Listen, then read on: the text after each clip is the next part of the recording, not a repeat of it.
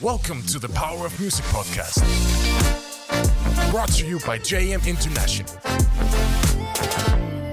Get ready to explore conversations with those making a difference through music.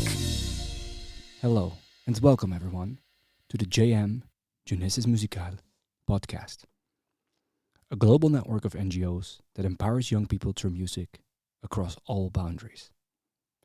We are here at the beautiful Concertgebouw in Brugge for the YAM Session 2022.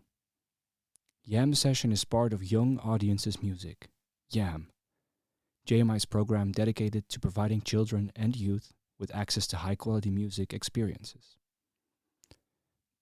Through international exchange and collaboration, the program aims to foster an increase in both the quality and quantity of concerts for young audiences all around the world. My name is Ricardo, and I'll be your host. And for this episode, I'm joined by Scott Rogers, a musician, composer, producer, and educator working in Oslo, Norway. His extensive teaching experience has sparked a lifelong curiosity about the ways in which children listen to, create, and use music. He has produced concerts for young audiences for 10 years and served a 6-year term as the artistic director for Concerts Norway, Rikskonsertene, where he was responsible for a production network that created school concerts for the entire country. He is currently assistant head of Norway's talent program for young classical musicians. We just had a fascinating presentation about the difference between listening and hearing. Can you share how that became such an important topic for you? Well, as a musician and as an educator and a producer, the listening has always been at the heart of everything I've done. First, as a musician, technical listening for intonation and precision of playing together with other people. And as an educator and producer, how my audience was listening and delving into what kind of processes children experience in their listening. So that's what started it all. And I felt that it was a lived experience as well, more than just textbook facts. What was your personal journey into music? I started off as a orchestral trained player, and quickly found out that working with children was more rewarding for me, and started doing that. And I worked with music and young people in an educational capacity for about 20 years. And then I started producing concerts for young people, and eventually became the artistic director of the Concerts Norway, the state production house in Norway. So it's been music and children has kind of been the red thread that has followed me all the way. Can you tell us a bit about this difference between hearing and listening? Yeah, it's one of the things I talk about is David Elliott's research at the University of New York. And David Elliott kind of simplifies the whole thing into 3 categories, where he talks about the difference between hearing and listening to something and listening for something as being kind of 3 different modes of activity. And hearing is something we do, all the time. Our ears are always turned on. The fact that we can wake up in the middle of the night because there's been a strange noise in the house is a sign that our ears are always working. They're just not always connected to our consciousness in the same way. Listening to is something that people do a lot. I mean, you walk down the street, you ride the subway, you see people with their telephones, and they're long way into their playing list, and they're listening to things. But usually they're listening to things they know well. They're listening to artists that they enjoy. There's a familiarity there, and they're really just kind of reconfirming a previous listening experience. Nobody's having any kind of a eureka aesthetic experience listening to their phone on the subway. So then you get to listening to, and that's when you're listening intently and listening for something in the music. And that's the kind of listening that I'm really interested in, how that develops, and what are the kind of preconditions that a producer can put in place to kind of ensure that kind of quality listening takes place. I've been to places where they really work hard at it, where they do like the deep listening techniques of Paulina Oliveros, and really kind of stretch the envelope as far as using your ears and using your consciousness to listen. And those techniques are too complicated to use with children, but there's lots of other things that we can do. What makes this last category, the listening for, especially important? Well, that's where we discover new things. You know, we usually don't discover anything hearing. We don't discover anything when we're listening to something. But when we're listening for something, we're on kind of a voyage of discovery, and we're looking for that new sound, that new bit of melody, that new timbre. We're yearning for that new experience, and that's a really exciting place to be.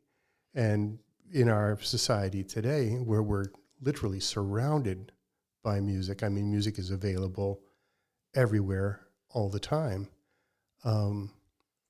It's hard to set the preconditions for that journey, but that makes being there all the more rewarding. If you can get there, if you can get to the point where you're listening for something, you're in store for a special experience. One of the workshops that I give is about future trends in music. And one element that we see is that music is increasingly being consumed secondarily, whether it's through TikTok videos or while playing video games in the background.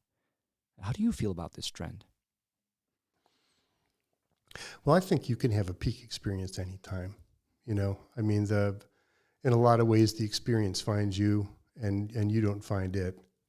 And when I think back to peak listening experience I've had in my development as a musician, it's really been a really big element of chance in it.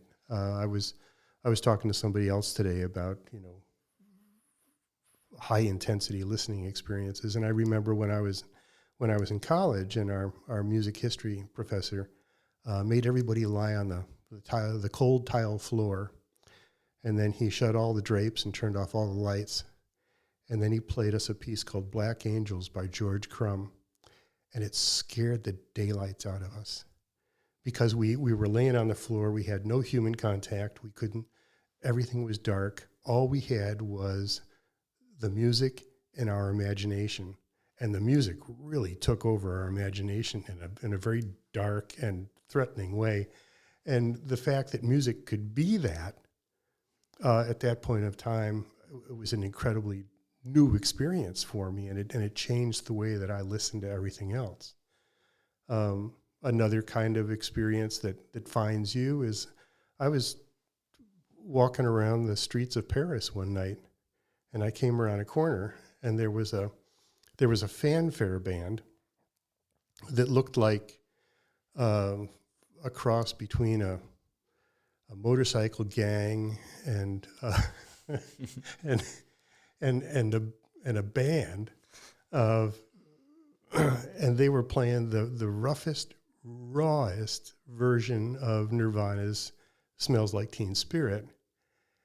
And I mean, it wasn't in tune, it wasn't together, but there was a raw power in it that just captured everybody.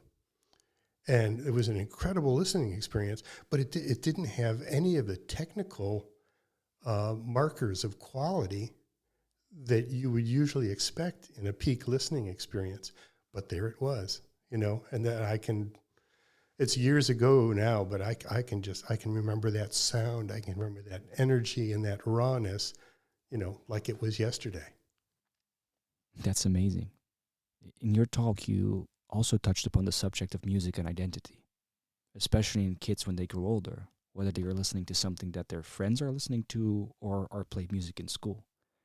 Can you share a little bit about that element? Because I felt that was very interesting.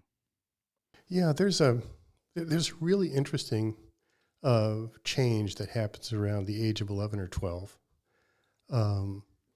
Children start building social hierarchies in their school classes. They start to develop metacognition. That is, they start to be able to think about what they think about, and it gives them the power of reflection. They become more self-aware. They become both more connected to their friends and less connected to their family. There's all sorts of changes that happen, and that's when musical preferences also develop and become a part of identity. And sometimes you buy the identity that you're marketed, and over time you kind of form that to fit your growing sense of self-awareness. Other times, if you're a performer at that age, then your own performance experience is a big part of that. And that affects your listening. If you identify with, if you're really goth or really into, metal music of different kinds, you go all in. It's the music, it's the culture, it's the clothes, there's a whole package to that speaks to your self-identity, and music and the way you listen, who you listen with, and where you listen, and all those things become tremendously important for a few years. And there's a lot of listening experience in there that's very, very intense. And it kind of feeds a general music interest for years and years afterwards. Perhaps especially as identity is constructed in a sort of dialogical fashion, in which the music you absolutely don't listen to also plays an important role. Yeah, and a lot of kids lead kind of a double life, because they belong to different kind of social arenas, and there are different norms and expectations in those. I work a lot with young, talented classical musicians, and they hang out with their friends, and they listen to what's on the top 20 and what's hot then and there, and they're sharing playlists on the Spotify. But they get together with the people in the other students in the music class, and they talk about classical music, and they talk about what they've been listening to, what they've been discovering of things. We do several symphony orchestra projects each year with our students who are from 10 to 16 years of age. And we always have a reference group of students that works with the repertoire so that they're involved in that. And boy, some of the things that they listen to and know about are things that I've never heard of before, and it's always a great fun to communicate with them and to get links of things from them and discover some of this new stuff, because the adults in the reference group have listened to things that they haven't listened to, and the students have discovered other things, and it really turns in kind of a big Easter egg hunt, where everybody's finding something that they want to show the rest of the group. I myself listen to a lot of hip-hop, and I especially like some of the producers that still go crate digging for samples. And there are some very inspiring documentaries that show this art form and the love of finding these hidden gems, so I think that fits what you just said. Something different. Here at the YAM session, there are two elements. There are the inspirational talks, and there are all the showcases. One of the things I really like about the showcases is that for some of them, they actually bring in some kids to watch the performance. And, dare I say it, sometimes I prefer watching the responses of the kids over the actual performance. How have you been watching the showcases here? Well, I also prefer that they have children in the room. And as a producer, I've always watched the audience much more than I've watched what's been going on stage, because I know what's supposed to go on stage. But watching the kids is always extremely informative, because a lot of their attentive behavior is external and very observable. And, just simple things of attention. If there's no head movement in the crowd and everybody's attending to the stage, somebody's doing something right.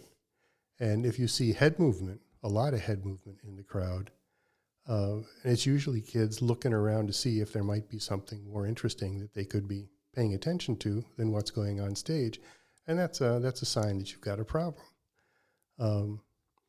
So they're just simple things like that, of doing school kids, especially junior high kids, where they have a different kind of social hierarchy, and you can sit in the room as the audience is coming in, and you can see who the alpha male of the 10th grade is when he comes through the door, and if he's focused on the concert, then everybody else is focused on the concert too, so he's the one you got to talk to and make some sort of a social contract with, either before the concert or be able to do that from the stage, with the way you perform or the way you use your eyes under the concert. And at least in the Scandinavian countries, it's the queen of the junior high usually sits in the front row in the middle, surrounded by her court, and then there's a certain dynamic to things like that. In Norway, where I've done a lot of producing for that age group, there's this interesting thing where in larger cities, the kids just kind of sit all, blended. They're they don't really sit together with their classes. They don't really, they sit in small groups of friends, and with mixed genders. And as you go farther and farther outside population centers, you start to get audiences that are gender divided. You have all the girls sit on one side and all the boys sit on the other side, and it's just this kind of spontaneous thing that happens. But it's part of this social construct that affects the way the concert's received, because it changes the whole social dynamic of the audience. So there are things like that are always fascinating to observe during a concert, and they all are elements that affect the audience's ability to listen. So from there, I think it's one step to the question, because it's something you discussed during the talk as well. How do you produce for young audiences? What are the main points to look out for? Well, there's some principles in this. In my productions, I've never really had any kind of a focus on entertaining the audience. I've had a musical bone to grind, or axe to grind. I think the young audience is entertained enough, because entertainment is built on common references. Entertainment is built on repetition, of playing on references that the children have developed from before, and there's very little new material in that kind of an experience. So I've always been a believer that the concert shouldn't follow its audience. The concert should, to a certain extent, lead the audience, should be kind of a pathfinder, to show them things that they didn't know about before, and things that they might not be able to find by themselves. I mean, even at the YAM sessions, where we've got a room full of very, very experienced producers, it's always a joy to go in to hear a production, and it's something that these experienced professionals haven't heard before. And it's just delightful to meet something that is completely different and makes you think, okay, well, this is outside of my expectations, and how did that happen? One of the things that you mentioned in your talk is that you have frequently experienced as a producer that you get the comment that finances are too low to do anything special, but that they do need the theater or the venue to be full. Can you share your thoughts on this and perhaps how to work around it?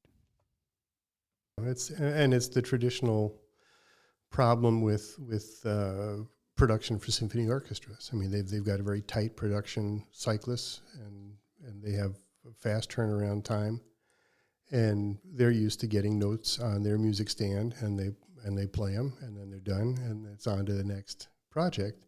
So they don't have a lot of time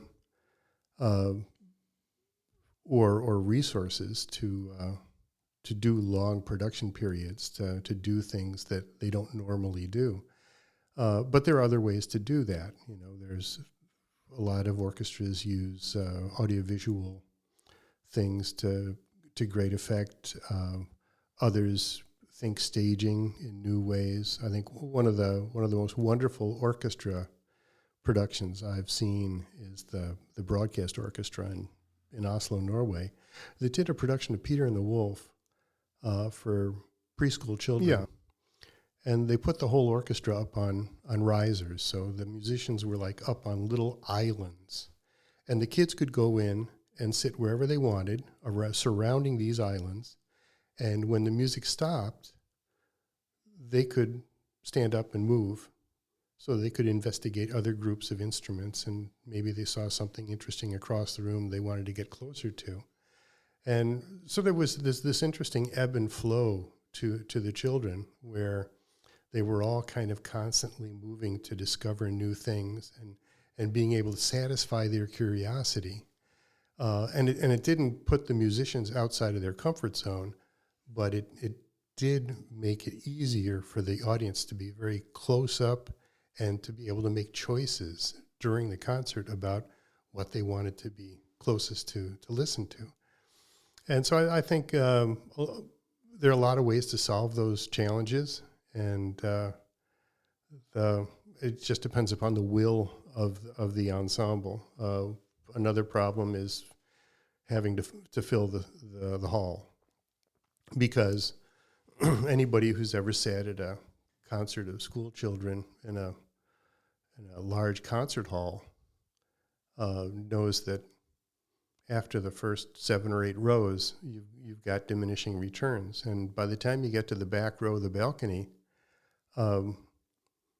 they're having a good time, but they're just not having a good time at your concert. They're creating a show of their own.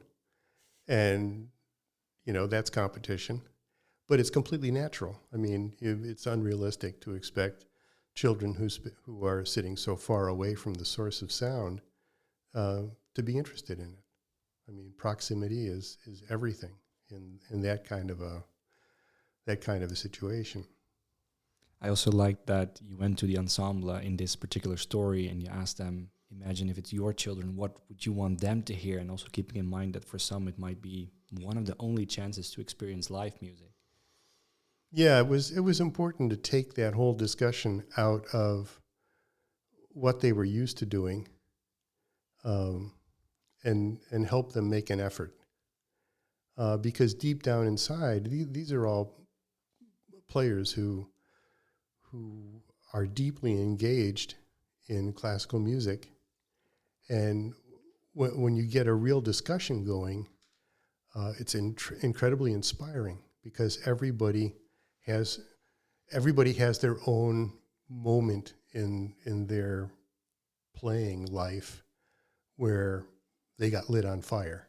You know, they've got that tune that just suddenly opened up the world of classical music, or they've got, you know, the piece they played on their instrument, or that part, or that little solo there, or there's always something that starts that flame. And when you've been playing professionally for 20 or 30 years, you forget about that. You forget about the ignition, and it's really healthy to revisit that occasionally, and think about, okay, well, why is this important to me, and how did it start, and by extension, how can I start that for somebody else? I'm not just play my instrument, but actually make a difference. If people are interested in finding more about your work or contacting you, can they find you anywhere? No. Okay, well, let's cut it out. That's better. I'm the same. Not on any social media anywhere. Okay, that'll just have to do with the mystery then. Yeah. But as always, the last question is, what is the power of music? I think the power of music is so ingrained in the human race that we often don't see it or acknowledge it. Several years ago, they made an archaeological find in Germany where they found a set of flutes that was made out of the leg bones of a long-legged bird. And these flutes were originally dated to about 46,000 years old, which was when people in Europe were a hunter-gatherer society. And these flutes had 6 tone holes on the one side of the flute, and they had a opposing thumb hole on the other side. And reflecting on this, first of all, for a hunter-gatherer society that has to carry everything they need, that they're carrying around flutes speaks to the importance of music.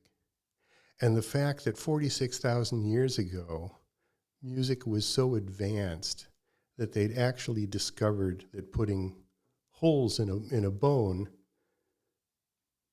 could enable you to play different tones, and that putting an opposable thumb hole on the back changed the acoustics of the bone. You think about the generations of experience of building flutes before you discover that.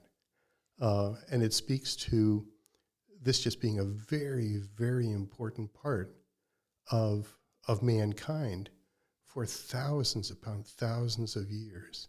And there's a lot of it we take for granted now because, you can go to a store and buy an instrument.